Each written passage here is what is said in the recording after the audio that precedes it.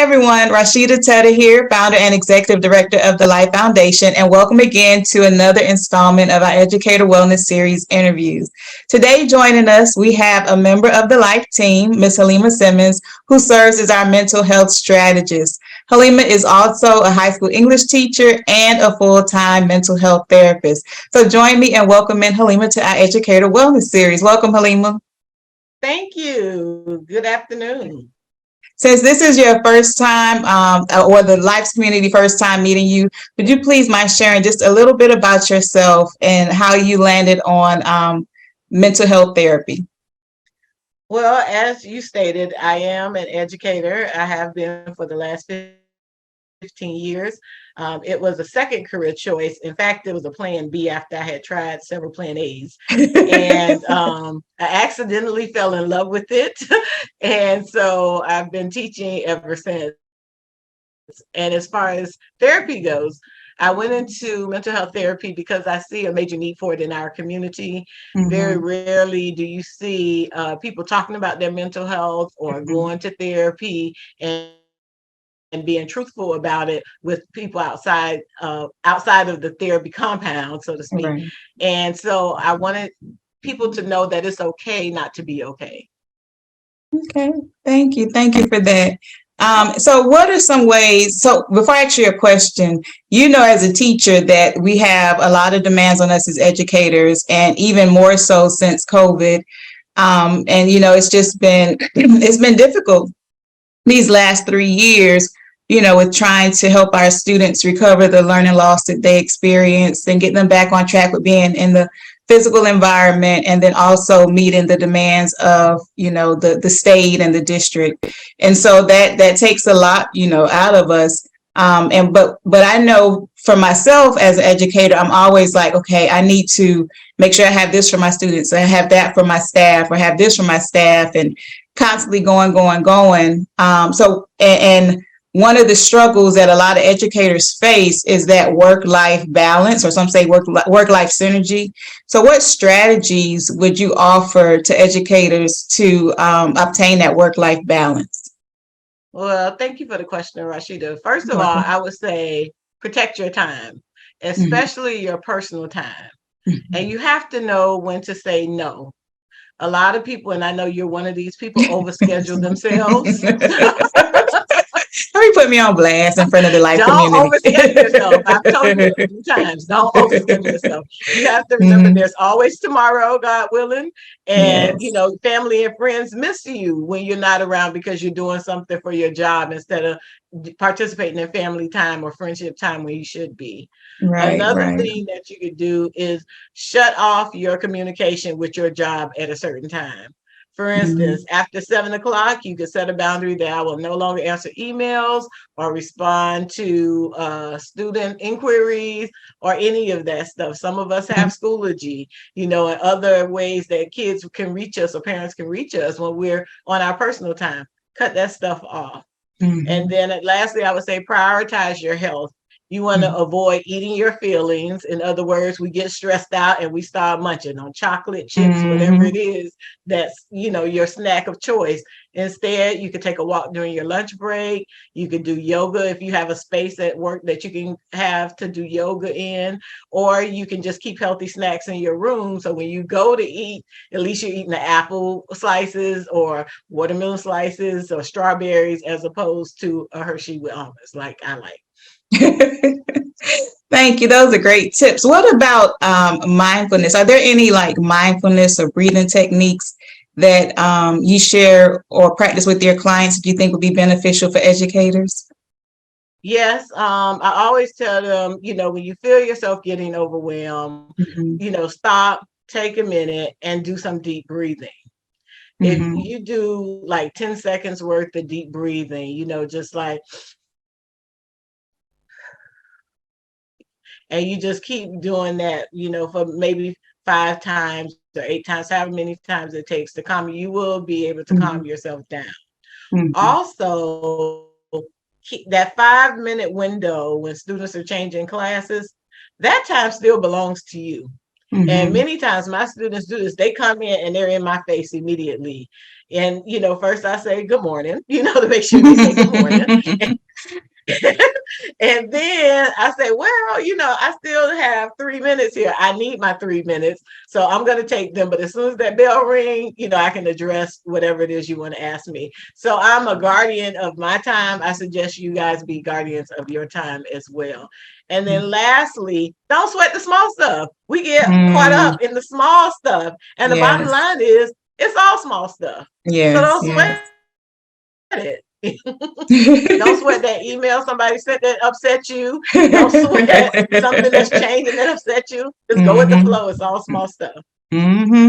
Absolutely. And so we know that educator burnout is real. We see that because we see such a large number of educators leaving the profession just because, they're burnt out. But what are some ways that you think schools can improve the school environment to help support teachers that are experiencing mental health challenges? Well, one of the things schools can do is promote education awareness around mental health issues by providing resources, workshops, training sessions for staff. And this will help teachers recognize the symptoms and reduce the stigma associated with seeking help.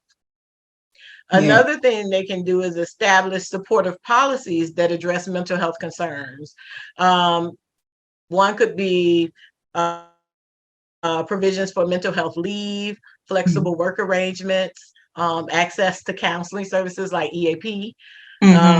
Last year, we had someone get upset and we just told her to go, leave the campus, take a little breather. We have a 2-hour window we could use and then come back. And she was able to go calm down and come back.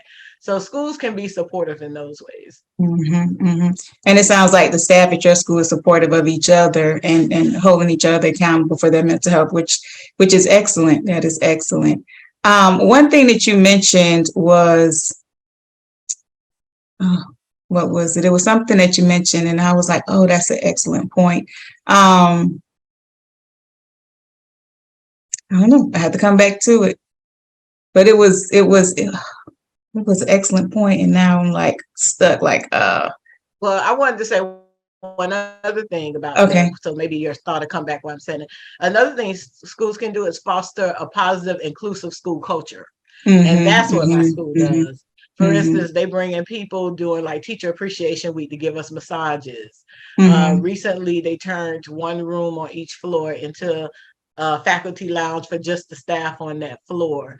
So we're creating all these quiet spaces, relief spaces at our school by creating this positive school culture. So a lot of people can get their PTSAs involved, like ours is involved, and they will come in and do things for you too to help support the teachers in their mental health.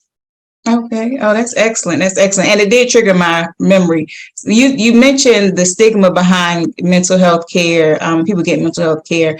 Why do you feel like teachers, educators, or just people in general may be afraid to get help, mental health support? Well, I think teachers may be afraid to get it because they're probably thinking that people are going to think, oh, I'm coming unglued. Maybe I can't do my job. And that's not necessarily true. I think in the Black community as a whole, it's always been, something that's never talked about. You don't go tell other people your business. You don't air the family laundry. But it's not that. What it is that mental health counseling, for those who have gotten it, most people swear by it and they tell other people about it. And when you go get it, it's like having a friend you could talk to that's not going to judge you, that doesn't expect anything from you, that's going to let you woosah and listen to all your problems. It's a wonderful thing to have at your disposal. And that's what helps keep you sane and on track. Absolutely. I can definitely attest to that. I mentioned that in my video about how I started receiving mental health care with a mental health therapist, and it worked wonders. And something that the community may not be aware of is that most mental health professionals have mental health therapists. Because of the load that they carry with their customers, with their clients, and also because it's just a great practice to help, you remain healthy in all areas. So I have one final question for you. What types of group therapies or support networks do you think would be beneficial for teachers? Well, one would be a teacher support group. They offer opportunities to share, seek advice, and receive understanding from other educators. So it's teachers supporting teachers, because nobody understands what it is to be a teacher unless you're a teacher. Right. Then stress management groups. These groups focus on stress reduction techniques and coping strategies. So that's another way that you can go and, maybe do a little bit of yoga, do some stretching, do some deep breathing, those kinds of things. And then lastly, I would say maybe a trauma-informed support group. Now, these groups create a safe space for teachers to discuss, process any traumatic experiences they may encounter in their work, while also learning and implementing strategies for self-care and resilience. Awesome strategies you shared with us today. Before we end, are there any parting words you would like to share with the LIFE community and our fellow educators out there? I would like to say, hello, educators. Take care of yourself, please. You cannot be your best self if you don't take care of yourself first. Self-care is a must. Take a walk in the evenings when you come home. Again, stretch because you may have been sitting all day, or get a foot rub because you might have been on your feet all day. But take care of you. Remember your personal time. Set boundaries around your time. That's very important. Set boundaries. And lastly, don't sweat the small stuff, because it's all small stuff. Thank you so much for joining us today, Hallema. A pleasure as always, and we will have you back many more times. Again, please join me in thanking Hallema, our mental health strategist for life and a fellow educator, for taking time out to share some strategies with us as we prepare for the 23-24 school year. Remember, your LIFE team is here to support you, so please feel free to reach out to us. And don't forget to like and subscribe. Thank you, everyone. See you next time. Bye.